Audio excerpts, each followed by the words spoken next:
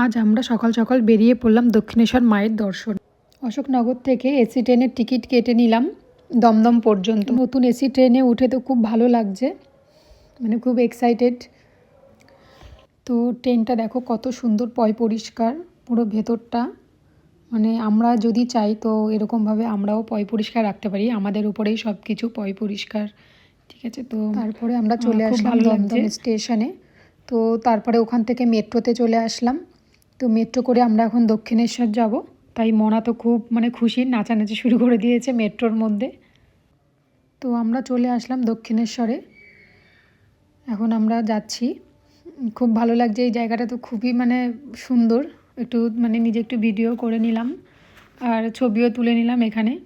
তো আমরা এখন মায়ের কাছে যাচ্ছি। চলে গেলাম গঙ্গায়। তো আমরা ভেবেছিলাম যে মনাকে গঙ্গায় স্নান করাবো, কিন্তু সকাল সকাল এত ঠান্ডা ছিল তো মনাকে স্নান করানো হয়নি। একটু হাত পা ধুয়ে নিয়েছি। তো মনা তো জল দেখে খুব খুশি, শুধু বলছিল স্নান করবে, তাই ওর পাটা একটু ভিজালাম। ভালো লাগছে, খুব সুন্দর লাগছে। মায়ের পুজো দিয়ে দিলাম।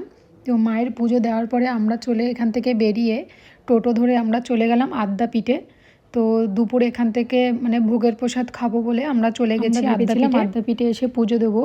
তো আমাদের আসতে অনেক লেট হয়ে গেছিলো বলে মন্দির বন্ধ হয়ে গেছিলো, আবার সেই খুলবে 3টে, কিন্তু আমাদেরও বাড়ি ফিরতে হবে।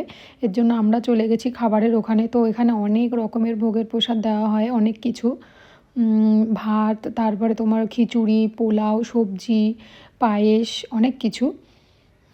তো তোমরা যেতে যেতে বলো জয় মা, সবাই ভালো থেকো।